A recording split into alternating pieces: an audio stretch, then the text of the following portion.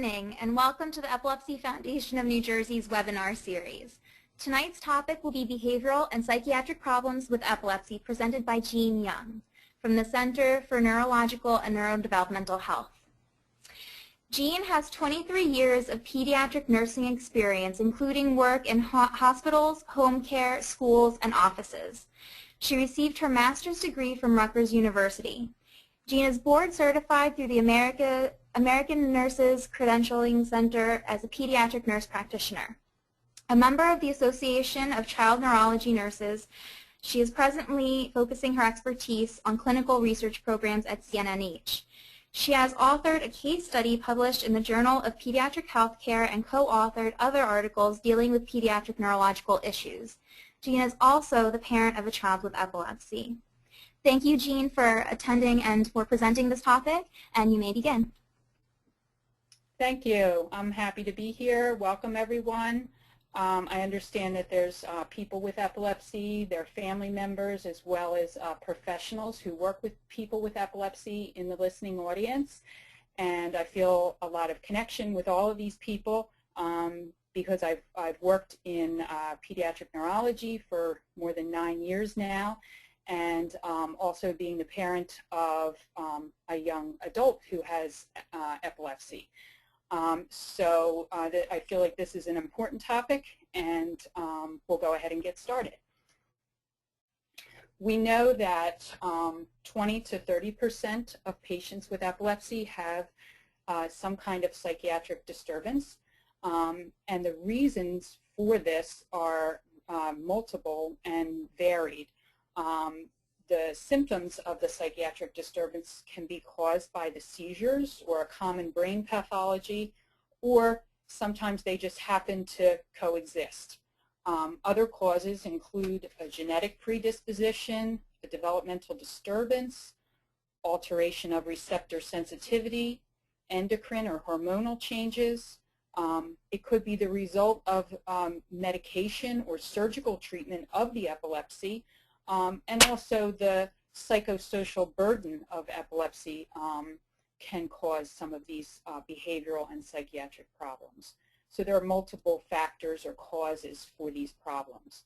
The most common psychiatric conditions that we see in epilepsy are depression, anxiety, and psychosis. So we're going to focus most of the discussion tonight on those three conditions. We'll first talk about depression. This is the most frequent psychiatric comorbidity in persons with epilepsy. And some studies have shown a correlation between mood disorders and seizures of partial onset. So a person who is depressed may present with feelings of sadness, loneliness, despair, or self-reproach. They may show physical signs of psychomotor retardation or slowness in their movements. They may withdraw from social contact. They may have a loss of appetite or changes in their sleep. And of course, all of these symptoms can cause a significant impact on the person's quality of life. There's always a concern regarding an increased risk for self-injury or suicide in someone who's depressed. And when we look at depression in people with epilepsy, it's very important to look at the timing of the symptoms in relation to seizures. So we'll take a look at that. So some people can have pre-ictal symptoms or symptoms of depression that begin right before a seizure. So these symptoms can appear hours to days before a seizure happens. And kind of the distinguishing symptom is this feeling of irritability, a lack of pleasure when someone finds certain activities or pursuits pleasurable, and then they no longer find those things giving them a sense of pleasure. They have difficulty concentrating. There's a sense of hopelessness. So someone with seizures may begin to have these feelings a few hours before a seizure or a few days before. And what we see is that usually those symptoms or feelings go away after they have a seizure.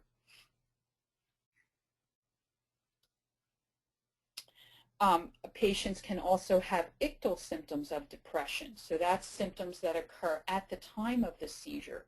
So a simple partial seizure, some people call that an aura, may present as a sudden mood change to feelings of sadness or even suicidal ideation or guilt or hopelessness. So the actual seizure aura presents as a mood change.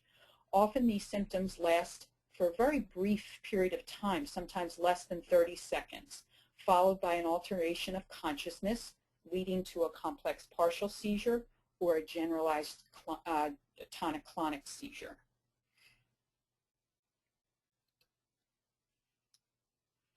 Then we can look at depression symptoms that may occur after a seizure. The symptoms of depression are often very common after a seizure.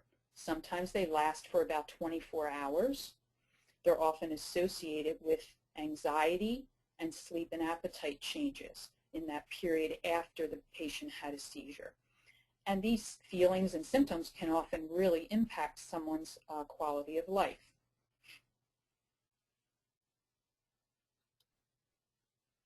So we've looked at symptoms that occur before, during, and after a seizure, which can be kind of brief and time limited. And then we can also look at what happens in between the seizures or the interictal period. Persons with epilepsy often experience atypical features of depression. Well, what are the typical symptoms of depression? Well, someone who has been diagnosed with major depression disorder may have this constant sense of hopelessness or despair.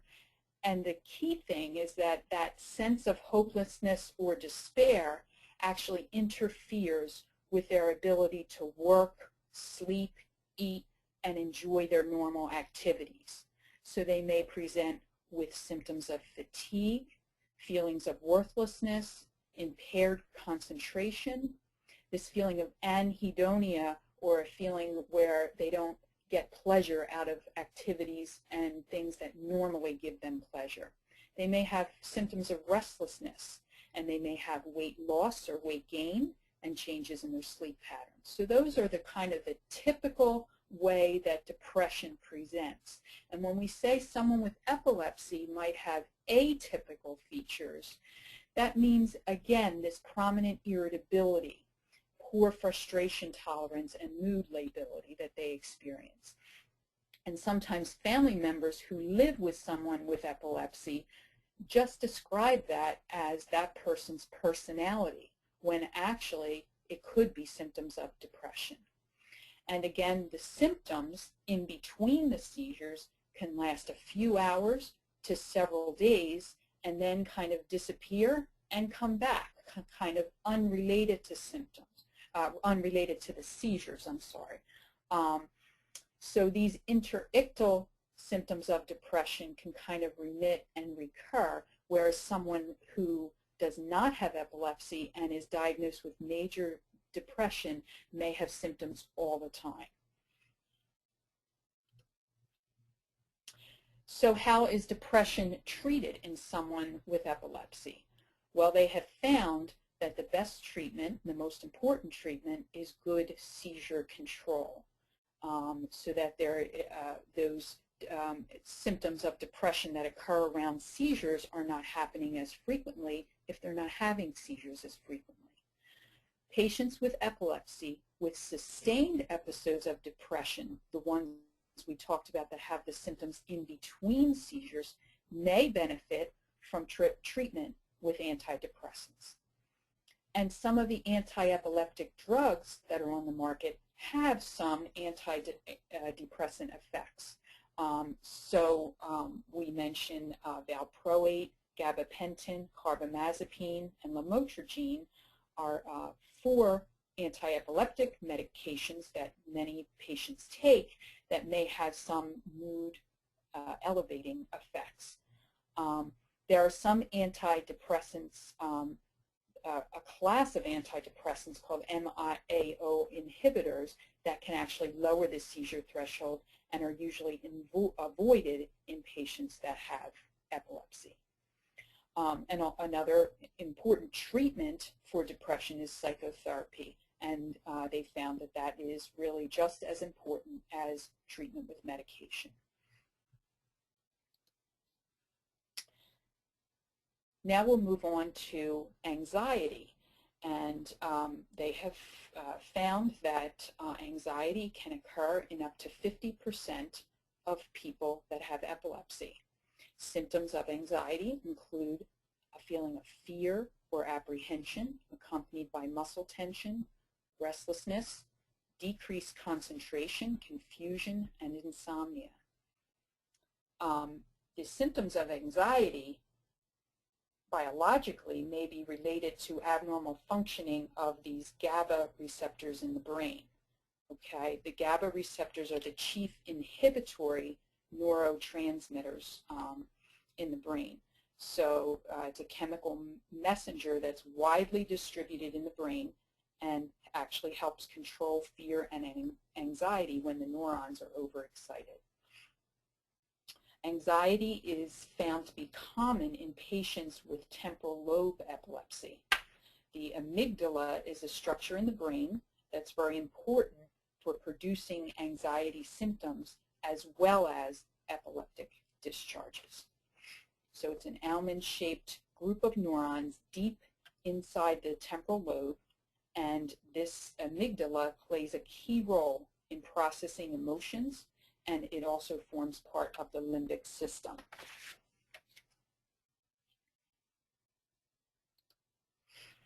Again, we'll look at anxiety as to when it occurs in relationship to seizures. So someone can experience anxiety during a seizure, okay? So they can have an isolated panic or fear, usually of a very short duration. And this is the most frequent psychiatric symptom presenting as seizure activity. So a patient may feel all of a sudden a very intense feeling of fear or panic. And then it can be associated with a feeling of depersonalization or deja vu or other autonomic symptoms, such as a feeling in the stomach, a rising feeling in the stomach, or a nausea or sweating, those type of symptoms along with this feeling of intense feeling of fear.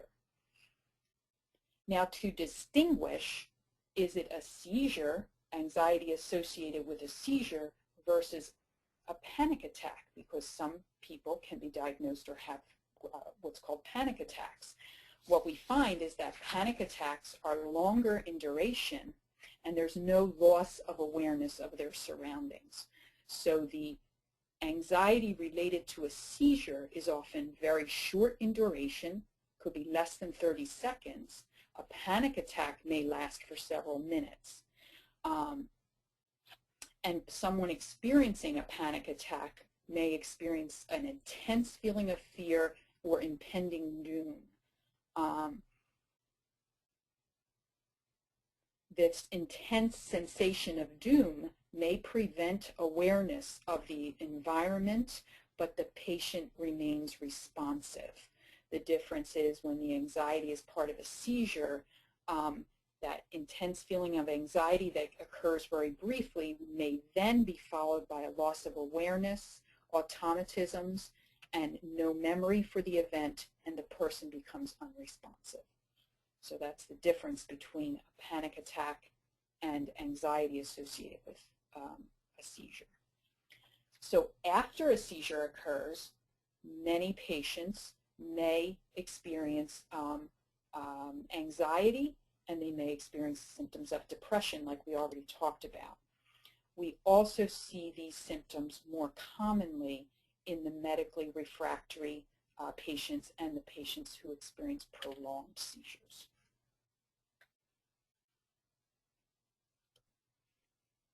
And again, symptoms of anxiety that occur between seizures. We know that anxiety disorders are diagnosed and are more prevalent in people with epilepsy. Types of anxiety disorders include panic disorders, generalized anxiety disorders, and phobias.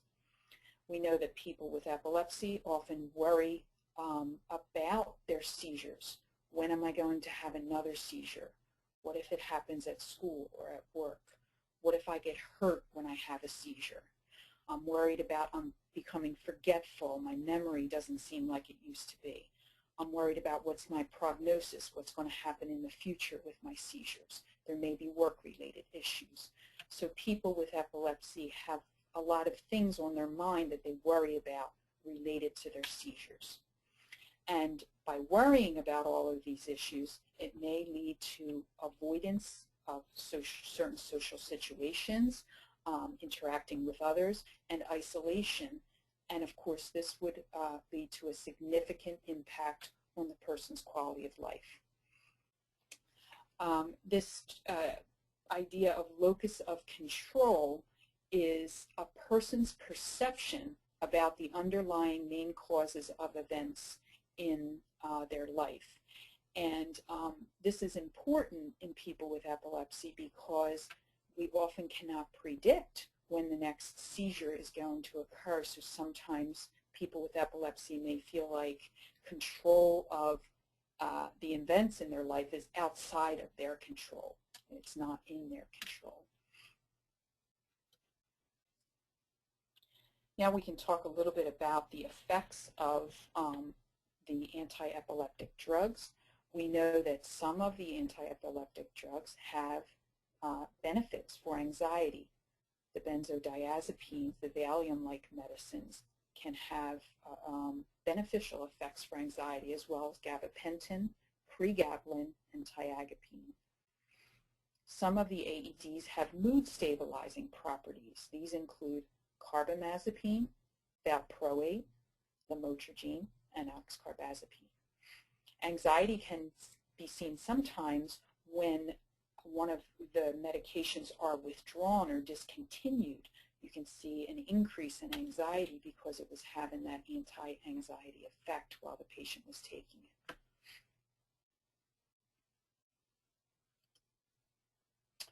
So how do we treat anxiety in a person with epilepsy? Cognitive behavioral therapy is a particular type of talk therapy, and studies have shown a reduction in seizures as well as psychological benefits. So it's very interesting that possibly someone could benefit with a reduction in their seizures by participating in this type of therapy. Cognitive behavioral therapy is based on the idea that our thoughts cause our feelings and behaviors, not external things like people or events. And that goes back to that idea of locus of control and helping the person get a sense of control over what's happening to them. So cognitive behavioral therapy, talk therapy, is a very important component of treatment. SSRIs are these serotonin, selective serotonin reuptake inhibitors, are used very frequently for treatment of anxiety, and they have been found to have a low risk for worsening seizures. So they can be used in someone who has epilepsy and someone who's being treated with anti-epileptic medications. Benzodiazepines, like we mentioned before, the Valium-like medicines, have a good anti-anxiety effect, but over the long term can cause dependence. So sometimes they are not used over the long term. The risk of treatment with medication for anxiety interacting with some of the newer anti-epileptic drugs is lower. So, you know, anxiety can be treated with medication very well in people with epilepsy. We'll move on to talk about psychosis in patients with epilepsy. We know that psychosis can occur in anywhere from 2 to 9% of people with epilepsy. And psychosis involves loss of contact with reality. Patients may experience delusions, which are false beliefs, or hallucinations, seeing or hearing things that aren't there. They have disordered thinking. Their thoughts jump between unrelated topics. Their thought and speech may become very disorganized. And all of these symptoms obviously interfere with the person's ability to cope with ordinary demands of daily living, caring for themselves, caring for their family, keeping a job.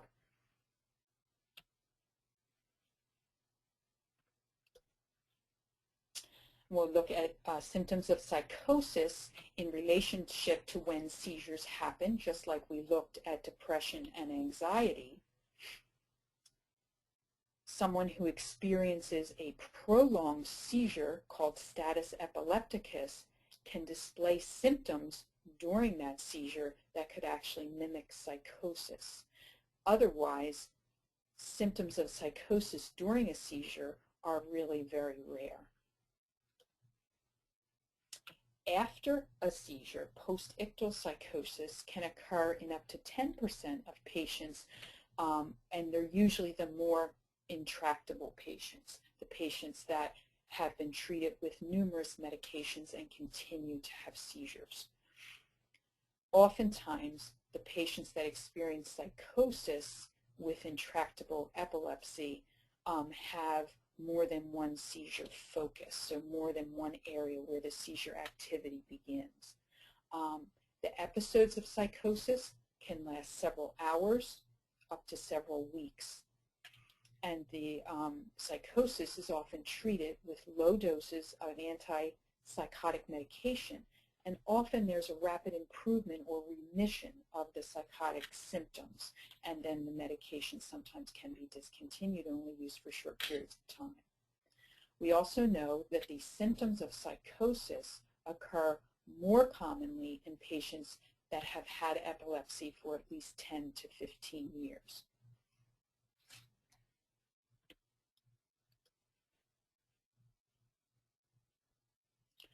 So psychosis that occurs in between seizures or at other times affects between 2 to 8% of patients with long-standing complex partial seizures. And sometimes the presentation is a little bit different than what we see in typical psychosis.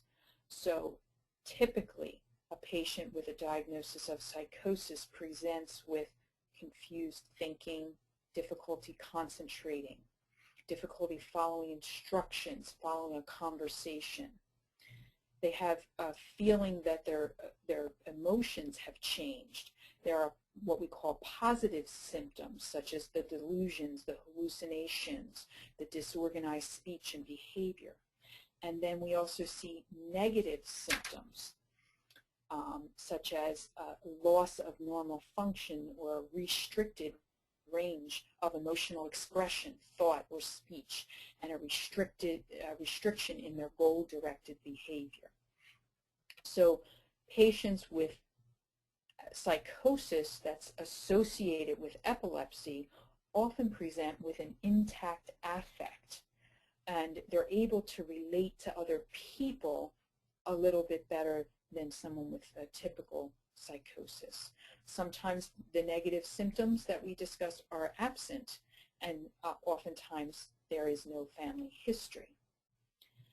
It's important for the physicians and nurses that are treating these patients to be aware that the psychosis, the symptoms of psychosis could be related to side effects of their medications. So that should be discussed at appointments if a patient is experiencing these symptoms. So how do we treat psychosis in a patient with epilepsy? Again, seizure control is the most important treatment. Good control with the anti-epileptic medications or other modalities to keep the seizures under control. Increased awareness and prompt treatment of the psychosis that occurs immediately after seizures may prevent progression to the patient having the interictal psychosis. Interictal psychosis can be treated with antipsychotic medications. The newer medications have less likelihood of lowering the seizure threshold so they can be used along with their other anti-epileptic medications.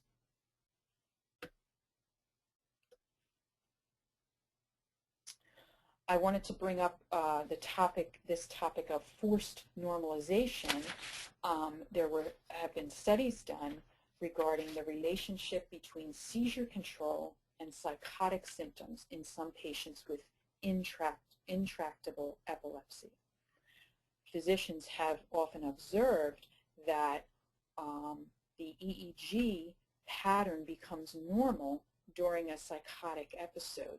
So you see this inverse relationship of worsening of behavior with improved seizure control.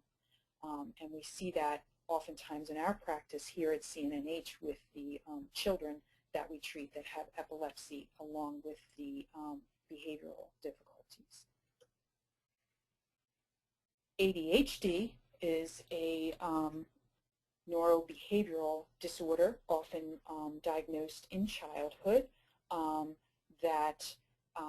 where the child has symptoms of inattentiveness, impulsive behaviors, and hyperactivity. And we know that children with epilepsy can also have ADHD, and in about 30% of the cases. 70% of those patients will respond to treatment of the ADHD. So again, the ADHD symptoms can be treated with ADHD medications along with their medication treatment for their seizures. And again, the symptoms of ADHD could be a side effect of the medications that are being used to treat their seizures, particularly phenobarbital, benzodiazepines, and vigabatrin.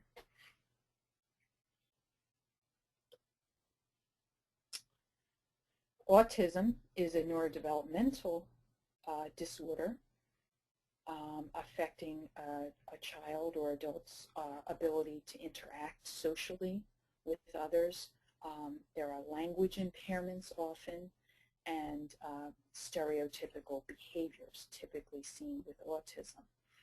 In one study, 40% of children with autism were diagnosed with epilepsy. Children that are in the more impaired end of the autism spectrum were found to have significantly higher rates of epilepsy. An autistic regression is when a child appears to be developing appropriately and then loses some of the skills, such as some of their language skills or other skills. And when we collect a medical history and we hear that a child had a regression in their development, we often think about that being associated with seizures or epilepsy. So we've talked about several psychiatric and behavioral disorders that can be commonly seen in patients with epilepsy. We talked about depression, anxiety, psychosis, a little bit about ADHD and autism. So I thought the most important things that I would want someone to remember after listening to these descriptions. For patients, I would recommend keeping track of any mood or behavior symptoms that you're having on a calendar, just like you track your seizures. And then when you go in and see your doctor, you would want to discuss how you're feeling along with your seizures. Sometimes doctors stay very focused on the presenting problem, and so you go in, you talk about how many seizures you had, but you may never discuss how you've been feeling or if you're feeling sad or depressed or anxious. And it's very important to discuss those feelings with your doctor.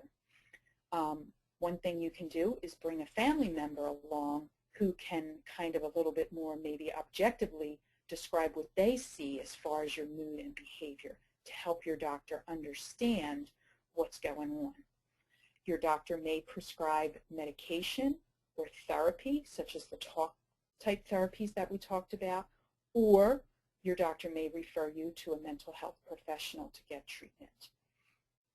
The important thing is that treatment of these disorders is available and it leads to improved quality of life for people with epilepsy. And that's the end of my presentation, and I understand that we can take questions. Hi, yes, we will be taking questions in one moment. I just wanted to let everyone know my name is Andrea Infante. I am the Southern Region Coordinator for Epilepsy Resources, and I wanted to let you know that if you have any questions about our programs or services, you can please refer to our website, efnj.com, and we also have a variety of services as well as educational presentations that we can provide mostly for free for any group interested, and we have some wonderful presentations for school-aged children, school staff, school nurses, for anyone who's interested. And with that being said, Jean, I think it's time for you to take some questions. Thank you. Okay. Okay, Jean, we do have some questions here. The majority of the questions are, will people be able to get the copy of this presentation afterwards? And the answer to that I can say is yes. We will be emailing out the PowerPoint presentation to all registered attendees. So if there's any questions, you can contact any member of Epilepsy Foundation of New Jersey or Jean directly, and we'd be happy to get it to you if it isn't automatically emailed. The second question here is a three-part question. First part of it is, how do we know what the cause is? My daughter is 4. Her neurologist has put her on vitamin B6 for anxiety. How do I know at what point I need to take her to see a child psychologist, or what else should I be doing for her? Okay, those are great questions. There is some research that supports the use of vitamin B6 in patients with epilepsy, so that's probably why her physician recommended that. I would say an evaluation by a child psychologist would be important if she is having behavioral difficulties at home or at school that are interfering with her progress and her development, as well as her learning. Certainly you could speak with her neurologist or her primary care doctor regarding a referral to a child psychologist or a psychiatrist if her neurologist is not comfortable treating the behavior issues. Okay, great. Thank you very much. The next question is a couple of parts question as well. My 20-year-old son has autism and epilepsy. What are the best meds combination? He is on trileptal and just started Lamictal due to breakthrough seizures. Should he stay on the trileptal? Since he is nonverbal, I'm afraid to remove the meds in case they occur more often, especially in hot weather. He has grand mal seizures about once a month. Well, I can't really give you advice regarding the particular medications. I know that trileptal and Lamictal are both in the class of those newer anti-epileptic drugs that generally are very well tolerated and work well. The one thing you're going to want to watch with the introduction of Lamictal is if he developed a rash.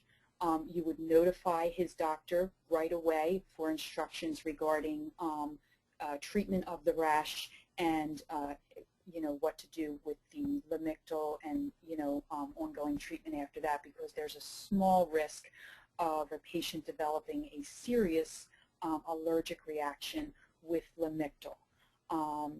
As far as ongoing treatment, I just don't know enough. Certainly in a nonverbal child, it's often difficult to figure out what's going on.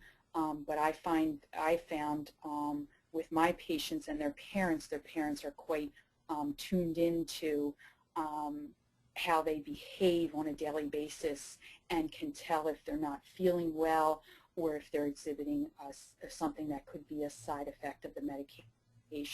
So keep, an open line of communication with your neurologist office while you're starting and adding a new medication. And educate yourself, read up on the medications. But these are in the, the newer anti-epileptic drugs that usually are very well tolerated and very effective. Okay, thank you. The next question is, how does one distinguish seizure activity for the absence seizure types from staring episodes in preschool children with autism? That's another really good question and something that we encounter very frequently because here at our practice at CNNH, we evaluate many children with developmental disabilities, autism spectrum disorders. And often children with autism spectrum disorders display repetitive behaviors and stare off and become self-absorbed and appear that possibly it could be seizure activity. So the gold standard way to figure this out is to put the child on the EEG and have a video camera recording. So if the parent sees this episode where they stare off, then the EEG technician can see if this behavior that they witness of staring correlates with any change in the EEG, and that would be the way to ultimately decide is it seizure or is it a autistic behavior. Okay, great. Thank you. Next question is, could you talk about ECT treatment for depression? The goal is seizure control, but if worse behavior with improved seizure control, will antipsychotic and/or antidepressants help? Also, is it appropriate to give a PWE and depression a diagnosis of bipolar disorder? And Jean, I'll just ask you for those of the attendees listening, if you could just reiterate what those few acronyms mean. Okay, so I think this person with this question is referring to ECT, is Electroconvulsive Therapy. So this is a therapy that's been around, I think, for a number of years for treatment of some psychiatric disorders. And I don't know, honestly, that much about it and its use in patients with epilepsy. And I'm sure there's some research out there, but I'm just not aware. And I'm not sure about the other part of the question. If you want to repeat the second part of the question. Sure. It's also, is it appropriate to give a PWE and person with epilepsy? Right? Okay. And depression a diagnosis of bipolar?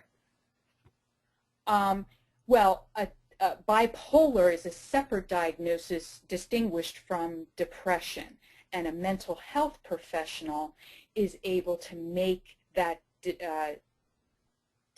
able to distinguish whether it's bipolar or truly like a major depression.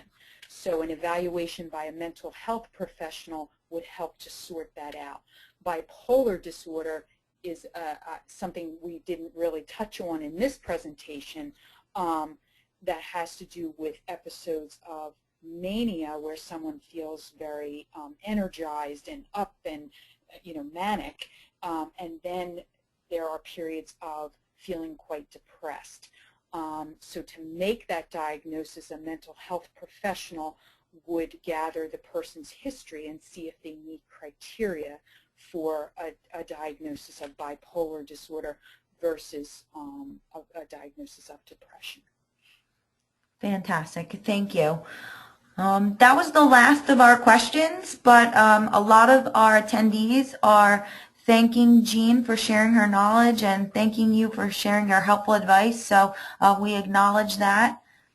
Thank you so much. And, oh, actually, I'm sorry, we're having one more question come through. Okay. My daughter has taken 900 milligrams of Tegretol daily for 9 years and recently began taking Abilify 3.5 milligrams for a mood disorder and anxiety. There have been no apparent seizures this year. In a person with well-controlled seizures, will these mood disorders and anxiety symptoms arise even if the seizure medication is working well? Her anxiety increases prior to getting her period, which is the same time she often experiences seizures. And I think that's very interesting because I think that goes back to what we talked about with the association with anxiety and seizures. And when you look at a picture of the brain and where the anxiety and the seizures arise from is often that same area in that amygdala and the limbic system. Now, I don't know in her particular case if that's true, but this is often what we hear as well in the patients that we care for here.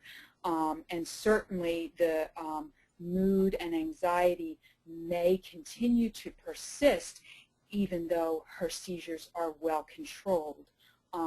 You know, it just is all part and parcel of the way her brain is wired up and works.